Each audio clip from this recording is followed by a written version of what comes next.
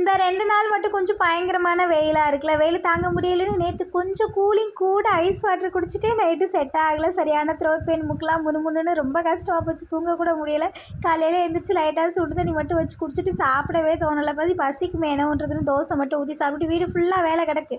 But வேலையே இல்லாத மாதிரி நான் உட்காந்துருக்கிறதுக்கு ஒரே காரணம் அந்த பெட்டு விரிச்சிருக்கிறதுனால தான். சரி அதை ஒரு மூலையில் சுருட்டி வச்சுட்டு மதியத்துக்கு அப்படியே சாப்பாடு வச்சுட்டு சாம்பார் வைக்கணும்னு தான் தோணுச்சு. பட் இருந்தாலும் மாங்காய் இருந்ததா, சரி மாங்காய், முருங்கைக்காய் எல்லாமே இருக்குது, பேசாமல் புளிக்குழம்பே வச்சிடலாம் அப்படின்னு மாங்காய், முருங்கைக்காய், கத்திரிக்காய், அப்புறம் உருளைக்கிழங்குலாம் போட்டு புளிக்குழம்பு வச்சுருந்தேன். இந்த டைம் அத்தை கொடுத்து விட்ட மிளகாப்பொடி லைட்டாக கசக்கிற மாதிரி இருந்தது. சரி எங்கிட்ட வேகமாக முடிச்சுட்டு வேகமாக ஊர் சைடு போயிடணும்ப்பா. அப்புறம் அத்தை கொஞ்சம் நாட்டுக்கோழி முட்டை கொடுத்து விட்ருந்தாங்களா, அதை அவிச்சு சாப்பிடவே இல்லை. செல்வாவா டென்ஷன் ஆகி ஃப்ரிட்ஜில் இருந்து தூக்கி வீசணும் அப்படின்னு சொன்னாதான் எனக்கு அது சாப்பிடணுமே தோணும் போல. சரி இன்றைக்காவது அவிச்சு சாப்பிட்லாம் அப்படின்னு.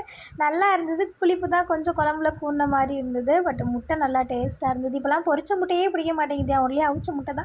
அப்படியே சாப்பிட்டுட்டு அடுத்த வேலையை பார்க்கலாம். இன்றைக்கி நம்ம ஃபேமிலியில் ஜெயபிரகாஷ், கௌரி, வினோத், சித்ரா, முகேஷ், பிரியா, செல்வகுமார், செல்வி, கோபி, ஜெயந்தி, மணிகண்டன், கார்த்திகா. உங்களுக்கு இனிய திருமண நாள் நல்வாழ்த்துக்கள். எல்லாருமே ஹாப்பியாக இருங்க. நெக்ஸ்ட் வீடியோவில் மீட் பண்ணலாம். Bye bye.